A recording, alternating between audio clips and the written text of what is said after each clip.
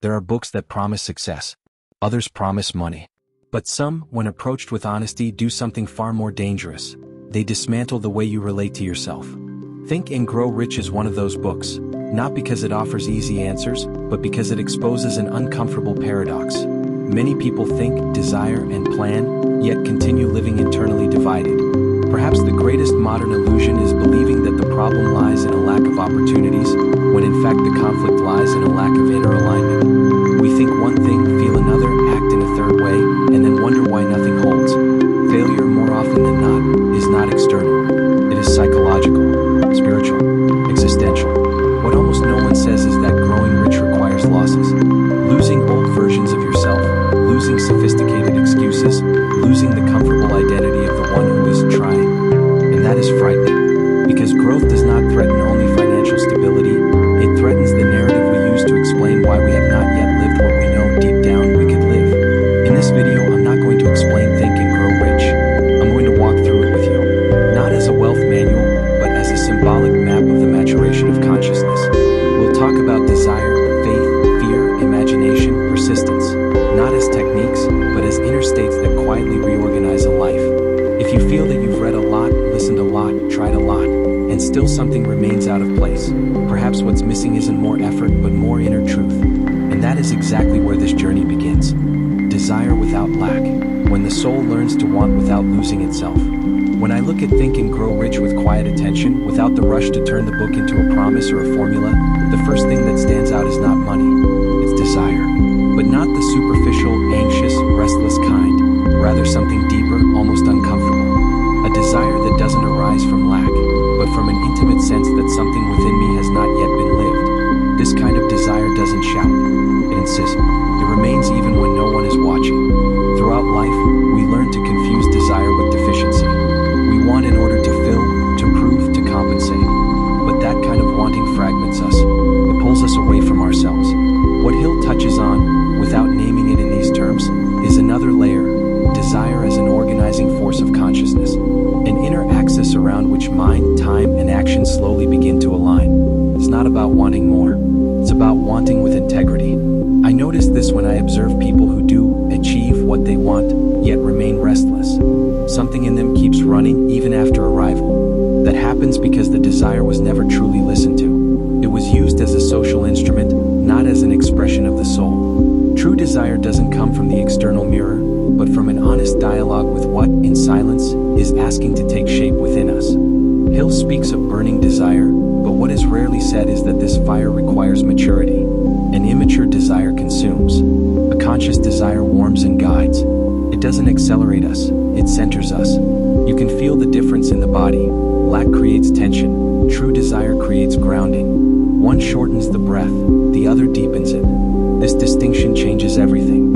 In everyday life, this shows up in simple ways. When someone wakes up already tired, even without having done anything, it's often not physical exhaustion, it's inner conflict. One part wants to move forward, another wants to quit, and neither has been heard.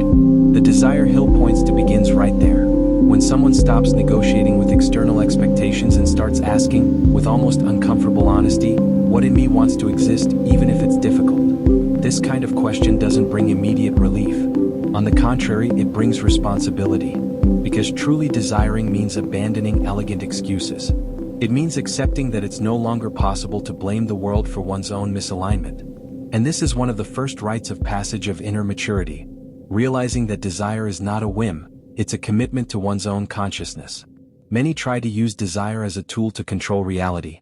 They visualize, repeat affirmations, create mental images, but all of this remains sterile if desire isn't connected to identity. The mind may cooperate for a while, but the unconscious sabotages what it doesn't recognize as true. That's why so many people start with enthusiasm and end in quiet abandonment. It wasn't desire, it was projection. There's an almost invisible moment when desire stops being fantasy and becomes an axis. It begins to influence small choices, what you tolerate, what you postpone, what you avoid. And this doesn't happen through force but through coherence. Little by little, life begins to organize itself around what you've stopped betraying within yourself. Not by magic, by alignment. Hill intuited something profound. When desire is legitimate, it summons resources that were previously scattered, attention, time, emotional energy. But this only happens when desire isn't trying to prove worth, but to express truth. The world responds differently to those who act from an inner center, even if that response doesn't come in the expected form. Perhaps the greatest mistake is believing that deep desire robs us of peace. In reality, what steals our peace is living in contradiction to what we silently know we are called to live. Conscious desire doesn't create anxiety, it creates direction. And direction calms even when the path is demanding. This first movement doesn't solve anything yet. It merely opens a fissure, a more honest unease. Because when desire stops being lack, it begins to ask for something deeper than willpower. It begins to demand inner conviction. And that's where we enter the next territory. Faith as a psychological state. What happens when the mind begins to obey consciousness? When Hill talks about faith, many people pull away. The word carries noise, religious associations, naive promises, or a kind of forced optimism that doesn't hold up to real life. But when I approach this concept with more silence and less prejudice, what I find is not blind belief, it's a psychological state. Faith here is not believing that everything will work out. It's sustaining an inner direction even when nothing yet confirms it. There's a delicate point in the maturation of consciousness where the mind stops being sovereign and becomes an instrument. This doesn't happen mystically or suddenly. It happens when someone decides internally that they will no longer submit their choices to the mood of the day, to other people's opinions, or to momentary fear. Faith, in this sense, is prolonged coherence. It's remaining faithful to an inner vision before it becomes comfortable. In everyday life, we recognize this state in people who don't need to constantly justify themselves. They're not necessarily right, they're whole. They don't argue to convince, nor do they quit to please. There's a quiet stability in them that doesn't depend on applause or immediate validation. This is the faith Hill points to, a confidence that doesn't arise from results, but from the integration of thought, emotion, and action. When the mind lacks this axis, it becomes reactive. It chases signs, seeks guarantees, negotiates convictions. But a mind anchored in psychological faith begins to obey something deeper. Not because it's forced, but because it has recognized inner authority. This recognition is subtle, yet it radically transforms how we deal with time, with mistakes, and with waiting. Hill suggests repetition of ideas, auto-suggestion, visualization. But these practices only work when they're not trying to convince the mind of something false. True faith isn't created by mechanical repetition, but by intimacy with one's own intention. When someone repeats words that don't match their emotional truth, the unconscious detects the conflict and resists. That's why faith isn't the absence of doubt. It's the capacity to move forward with doubt present. The difference is that doubt no longer directs the movement, it merely accompanies it. This mature psychological state allows a person to act without needing to feel completely safe, and that's rare. Most people wait to feel confident before acting. Those who develop faith act and allow confidence to be built along the way. In practical life, this shows up when someone holds a decision even on bad days, even when enthusiasm disappears, even when returns are delayed. This persistence doesn't come from stubbornness, but from alignment. It's as if the person quietly says, "This is who I am now." And when identity shifts, the mind begins to cooperate. There's also a profound side effect of this kind of faith. It reduces inner noise. The person stops wasting energy defending themselves from themselves. The inner dialogue becomes simpler, more honest. Not because everything got easier, but because there's no longer a war between intention and action. And this produces a strange peace, one that doesn't depend on favorable external circumstances. Hill touches on this when he speaks of faith as the foundation of wealth, but wealth here is secondary. What's really being built is inner authority, the capacity to sustain a path without turning it into a spectacle. The mind then stops sabotaging because it recognizes that something larger is guiding the process. Perhaps the greatest misunderstanding is thinking that faith is positive thinking. Positive thinking tries to manage mood. Psychological faith reorganizes identity. One tries to avoid discomfort, the other moves through it. And it's this passage that prepares the ground for something even more delicate, the way we speak to ourselves when no one is listening. Because if faith is the state, the next step is understanding who's speaking inside us all the time, and what that voice is quietly building. Autosuggestion and the inner voice that never falls silent. There is a sound that never stops. It doesn't depend on external noise or surrounding silence.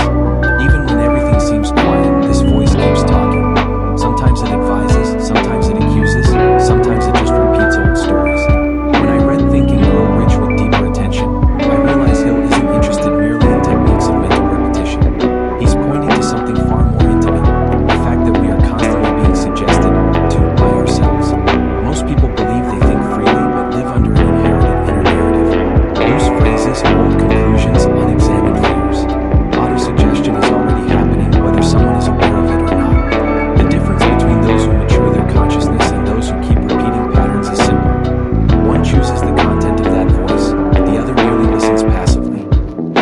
supposes that we speak to the mind deliberately. But this only makes sense when we understand that the mind isn't neutral. It learns through emotional repetition, not logic. What we say to ourselves, charged with feeling, begins to shape expectation, behavior, and even perception of the world. Not magically, but gradually, almost imperceptibly. That's how destinies are built without fanfare. In daily life, this shows up in small internal phrases. This isn't for me, it's always been hard, I'll try when the time is right. None of these is dramatic, but together they form a psychic atmosphere. And consciousness, immersed in that atmosphere, begins to act accordingly.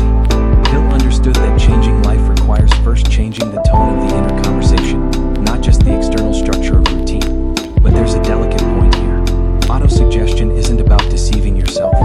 When someone repeats affirmations that don't match their emotional experience, inner friction arises. The unconscious detects the incongruence and responds with resistance, irony, or sabotage. That's why mature autosuggestion doesn't begin with grandiose statements, but with progressive honesty. For example, instead of saying, "I am completely confident," someone might begin with, "I'm learning to stand by my decisions even when I'm afraid." This statement doesn't deny emotional reality, it integrates it. And integration creates inner cooperation. Over time, the mind begins to accept new narratives because it doesn't feel violated by them. Hill may not use this language, but the principle is there. Words repeated with emotion lay down tracks. And consciousness, over time, begins to walk them almost without noticing. That's why environments, reading, and even music influence our inner state so deeply. We're constantly absorbing suggestions. The difference is whether we do so consciously or not. There's also a silence behind the voice, a space of presence that observes thought rather than identifying with it. As this space strengthens, autosuggestion stops being an effort and becomes a calm choice. The person doesn't fight negative thoughts. They listen, understand, and choose not to feed them. In daily life, this translates into pauses, before reacting, before quitting, before explaining oneself. Small intervals in which consciousness resumes its role as guide. Hill points to this when he speaks of the mind as a garden. What grows there depends on what is cultivated. But cultivation requires presence, not anxious vigilance. Perhaps the greatest power of autosuggestion is this. It reveals that we are not prisoners of what we think, but responsible for what we nourish. And that responsibility doesn't weigh us down when assumed with maturity. On the contrary, it restores dignity to the human experience. And when the inner voice begins to align with desire and faith, something new emerges. The ability to imagine not as escape, but as conscious creation.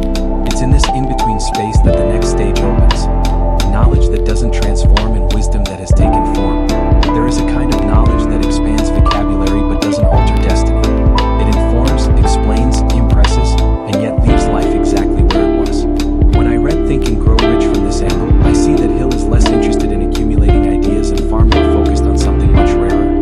The moment when knowledge stops being mental and begins to inhabit the body, choices, and rhythm of life. We live in an era where learning has become an elegant addiction. Courses, books, videos, podcasts. The feeling of progress is constant, but real transformation is scarce. This happens because unintegrated information doesn't generate change. It just circulates. When Hill speaks of specialized knowledge, he touches on an essential point. Only what has been lived, tested, applied incorrectly, and adjusted again becomes part of who we are. Embodied wisdom is recognizable. It doesn't need to show off. It's present in how someone responds to frustration, organizes time, and sustains a difficult decision. This kind of wisdom isn't loud. It shows up in simple, consistent gestures. And interestingly, the more integrated it is, the less it needs to convince others. In daily life, this appears when someone knows what to do but doesn't do it. The distance between knowing and acting is the space where self-knowledge hasn't yet matured. Hill doesn't ignore this. He insists that knowledge without action is unrealized potential. But going deeper, we can see that action only happens when knowledge has been internally accepted, not merely intellectually understood. There's also a common illusion, the belief that we need to know more before starting. Most of the time, what's missing isn't information, but trust in one's own experience. Hill values specialization not as erudition, but as intimacy with a field, repeated contact, exposure to error, frustration faced without abandonment. That's how knowledge settles. When knowledge takes form, it alters identity. The person no longer says, "I'm trying," but acts as someone who has already assumed an inner role. This doesn't mean doubt disappears, but that commitment is present. Consciousness stops constantly asking whether it should continue. It simply continues, adjusting pace when necessary. There's something deeply spiritual in this process, even if it isn't named as such. To embody knowledge is to allow it to transform us, even when that requires abandoning old images of who we thought we were. That abandonment hurts. And that's why so many prefer to keep learning indefinitely. Learning protects us from the risk of changing. Hill suggests that true power lies in persistent application, but such persistence is only possible when knowledge makes existential sense, when it answers a real question of life, not an abstract curiosity. Transformative knowledge is born at the meeting point between inner necessity and concrete experience. In everyday life, this can be seen in small choices. Applying an idea without guarantees, adjusting a habit instead of seeking more theories, staying in a process after the initial excitement fades. These quiet actions reveal that knowledge has stopped being a concept and has become a posture. And when knowledge becomes posture, something new opens up. The capacity to imagine not as daydreaming, but as a creative function. A space where what has been understood begins to take shape even before it exists in the external world. It's into this territory that we now move forward. Creative imagination, the in-between space between the inner world and form. There is a place within us that is neither dream nor concrete reality. A silent territory where ideas don't yet have names, but already carry direction. When Hill speaks of imagination, many hear only fantasy, visualization, mental images of success. But when I move through this concept more deeply, I realize he's pointing to something far subtler. Imagination as the creative function of consciousness. Imagination is not an escape from the present. It is the capacity to anticipate meaning before form exists. Everything ever built in the external world first passed through this in-between space, not as a rigid plan but as intuition, sensation, a glimpse. Hill distinguishes between synthetic and creative imagination, but both arise from the same source, a mind willing to conceive something beyond what is already visible. In everyday life, we use imagination constantly, often against ourselves. We imagine scenarios of failure, rejection, loss. These images are not neutral. They affect the body, behavior, and decisions. Imagination, when unconscious, becomes fertile ground for fear. When conscious, it becomes a laboratory of possibilities. Hill intuited that imagination is the first place where reality can be reorganized without immediate risk. It's where we rehearse, test, feel. But for this space to be fertile, it must be connected to legitimate desire and psychological faith. Otherwise, imagination scatters, it turns into anxiety or unproductive daydreaming. There is a fundamental difference between imagining to escape and imagining to embody. In the first case, a person gets lost in fantasies that offer momentary relief but never return to the concrete world. In the second, imagination serves as a bridge. It inspires small actions, real adjustments, possible decisions. It doesn't promise everything, it simply points to the next step. In daily life, this shows up when someone begins to see themselves acting differently, feeling differently in real situations. Not as an internal spectacle, but as a growing familiarity with a new identity. Creative imagination allows the new to be rehearsed internally before being lived externally. This softens the shock of change. Hill speaks of imagination as the workshop of the mind, but perhaps we can go further. It is also a spiritual space in the sense that it's where the invisible begins to become possible. This isn't mysticism. It's the recognition that human consciousness responds not only to what is, but to what could be. And that capacity profoundly distinguishes us. As imagination matures, it stops being excited by grand promises and becomes interested in coherence. A person imagines not only outcomes but processes, not just arrival but the path. This creates a strange calm, the sense that something is being gestated, even if it can't yet be shown. There's also a risk. Imagining without acting generates frustration. Acting without imagining generates rigidity. Hill tries to balance these forces. Imagination needs the ground of reality. Reality needs the horizon of imagination. When the two are in dialogue, consciousness expands without losing itself.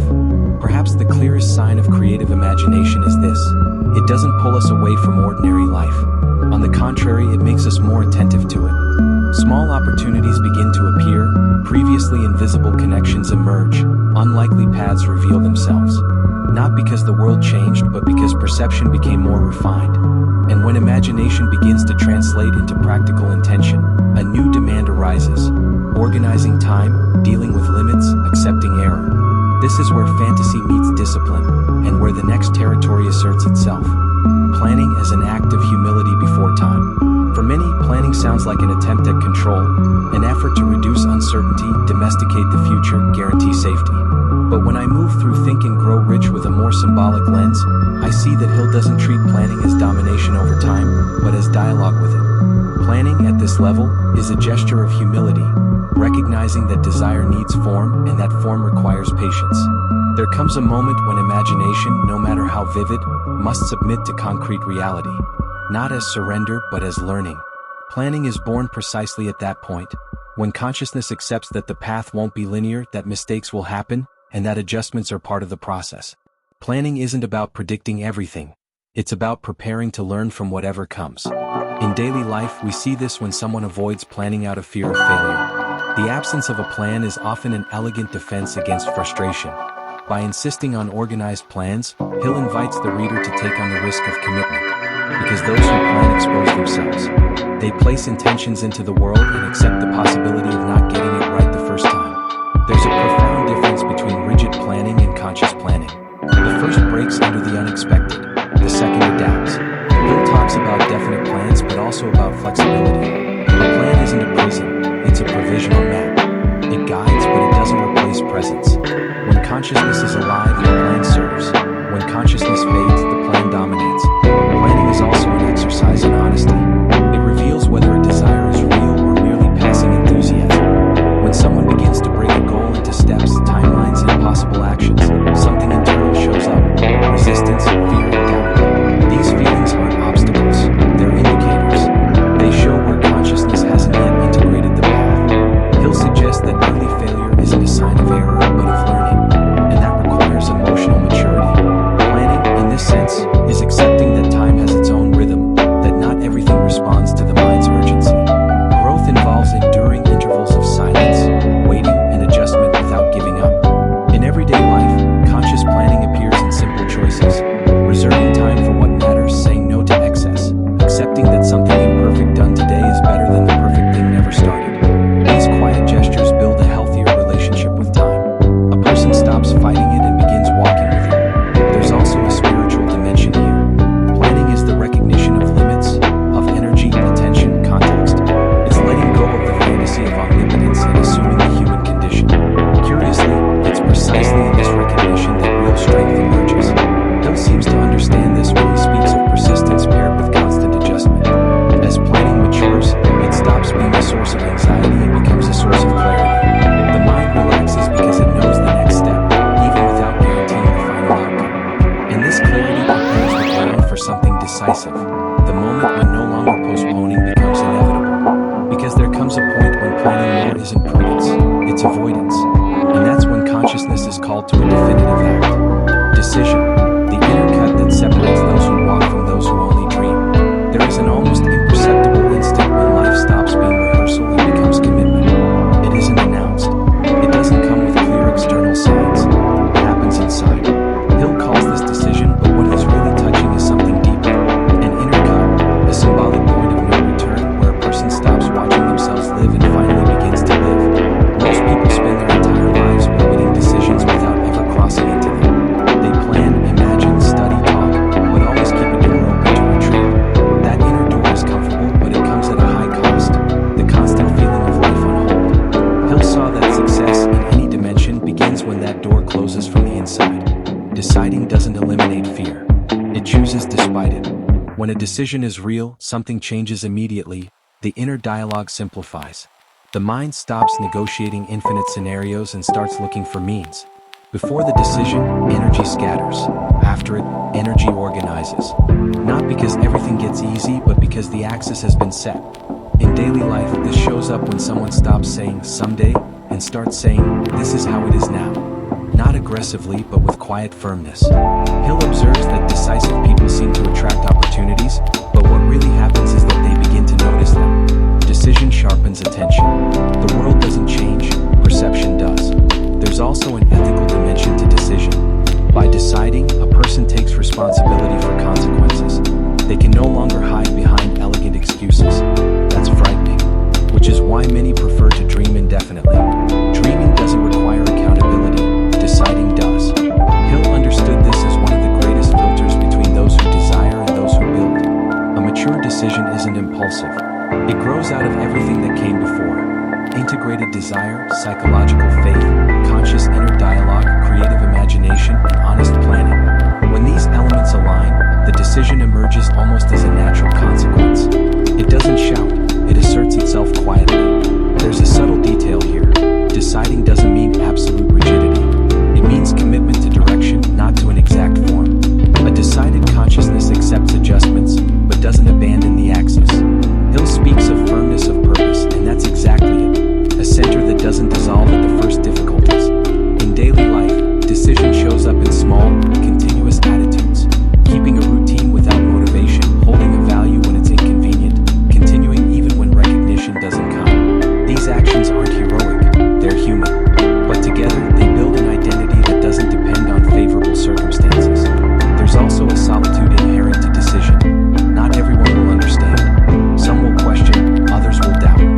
Hill doesn't romanticize this, but he recognizes that those who decide must learn to inhabit their choice without relying on external approval. This is one of the quietest tests of inner maturity. And once the decision is made, something curious happens. Life tests it. Obstacles arise, delays appear, doubts return. Not as punishment, but as confirmation. At that point, the decision must become something even deeper than willpower. Because deciding is an instinct, remaining is an art. And it's this art that now presents itself. Persistence, the art of remaining whole while everything pushes back. After the decision, the fantasy falls away. Initial enthusiasm fades, recognition takes time, results fluctuate. This is where most people quit, not from incapacity but from disillusionment. Hill calls this persistence, but what's at stake isn't brute force. It's something subtle, the ability to remain whole when reality doesn't match expectations. To persist isn't to insist blindly. It's to hold an inner direction while adjusting external form. Immature consciousness confuses persistence with rigidity. Mature consciousness understands that remaining doesn't mean hardening. Hill observes that those who persevere develop a different relationship with time. They don't demand immediate answers from life, they build continuity. In everyday life, we see this when someone continues through quiet days, when no one praises, when nothing seems to move. True persistence shows itself precisely when there's no external stimulus. It arises from a decision already integrated into identity. The person doesn't persist because they want something. They persist because they are someone who doesn't abandon easily. There's also a deep psychological dimension here. Persistence requires moving through frustration without personalizing it. The mind tends to interpret obstacles as signs of inadequacy. Hill, even without this language, points to the need to avoid confusing events with identity. Failing at something doesn't turn us into failure. Persistence is remembering this again and again. Mature persistence reshapes the inner dialogue. Instead of questions like, is it worth it? Others emerge, what can I adjust? What is this teaching me? Consciousness stops dramatizing and starts investigating.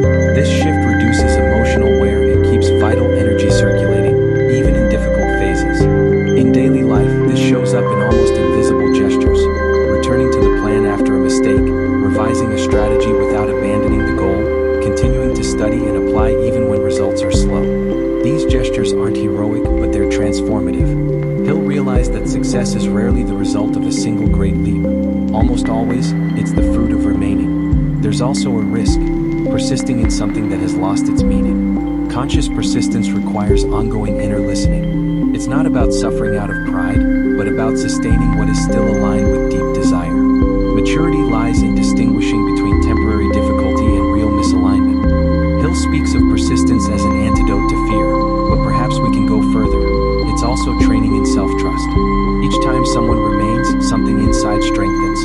Not the ego, but stability. The person begins to rely less on external stimuli and more on their own capacity to move through. Over time, persistence creates a strange serenity. Life remains demanding, but consciousness doesn't oscillate as much. There's less drama, less urgency, less despair. And this serenity prepares the ground for the final great inner obstacle, the fear that guards the last door. Because even after deciding and persisting, something still tries to make us retreat, not to destroy us, but to test us. Fear as the guardian of the gate. There comes a point on the path where fear changes its form. It stops being constant noise and becomes a silent presence. It does not shout, it does not immediately paralyze, it simply watches. Hill identifies several fundamental fears, but what truly matters here is not the list.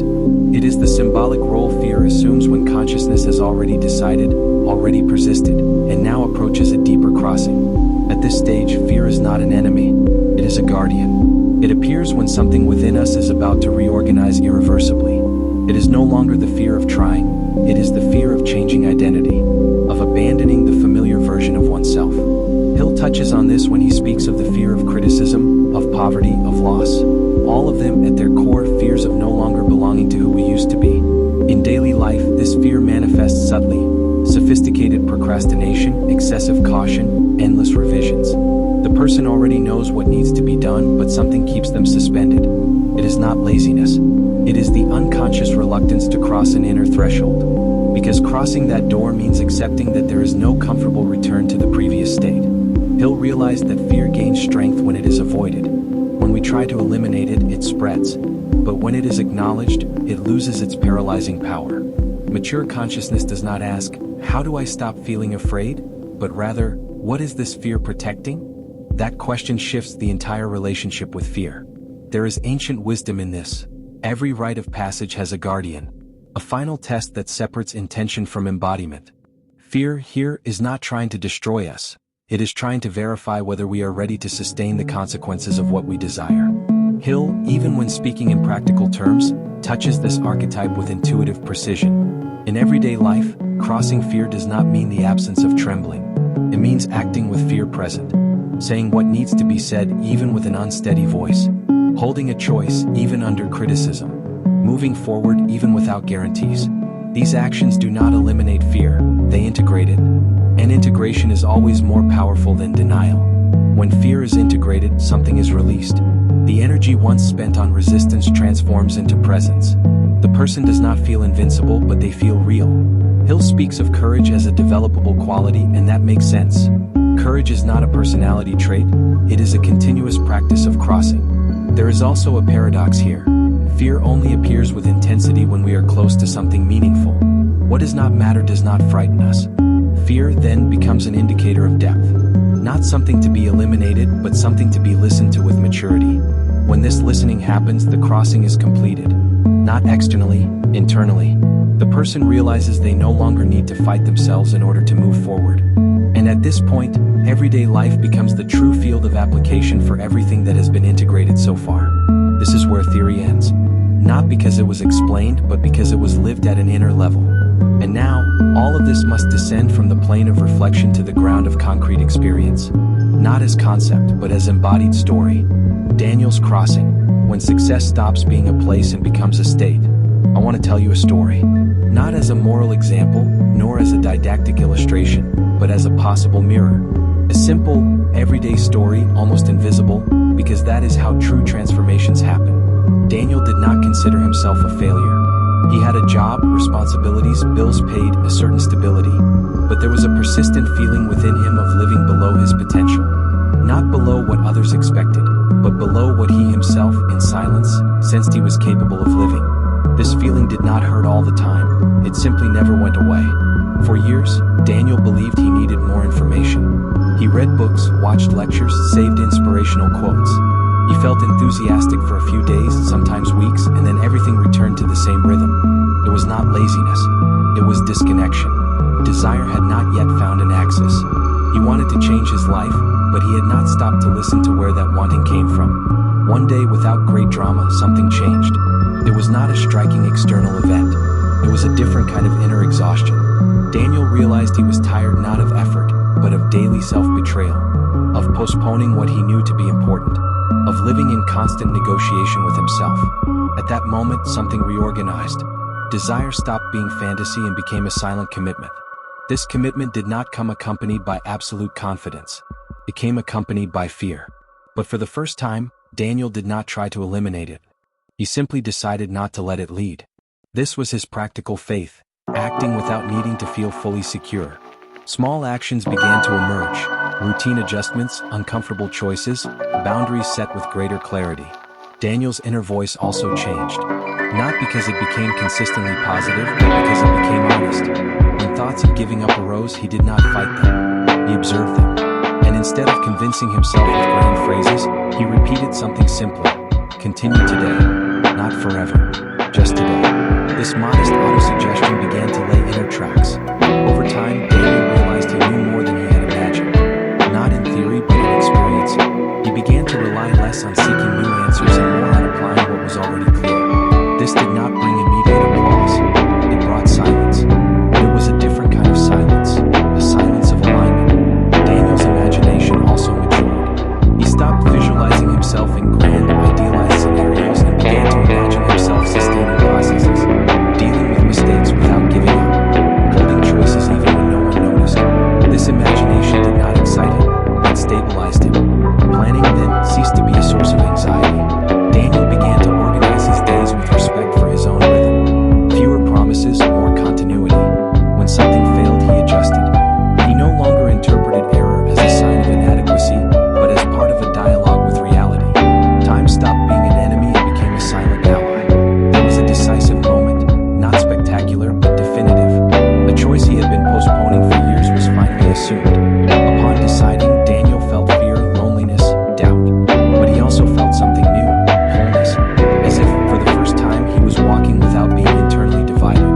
Persistence was the real test. Ordinary days, slow results, absence of validation. There was the urge to turn back, but something within him no longer allowed it. Not out of pride, but because abandoning now would mean abandoning himself. Persisting stopped being effort and became identity. The final fear appeared when Daniel realized he was truly changing. That certain relationships would no longer make sense. That some old versions of himself would need to die. This fear did not paralyze him. It made him lucid. He crossed not because he was brave, but because he was ready. And then something curious happened. External life did not transform in a cinematic way, but Daniel changed the way he inhabited his own life. Success stopped being a place to reach and became a state of inner coherence. He did not arrive, he aligned. I tell this story because, at some level, it is not about Daniel. It is about the moment when each of us realizes that thinking, desiring, and becoming wealthy are not only about money, but about the quality of the relationship we have with ourselves. When consciousness matures, life stops being something that happens to us and becomes something that happens from us. And this does not guarantee ease, but it guarantees meaning. And meaning sustains. Perhaps the true teaching of Think and Grow Rich is this: to grow rich is to stop living divided. It is to align desire, thought, emotion, and action in the same direction. And this quietly changes everything.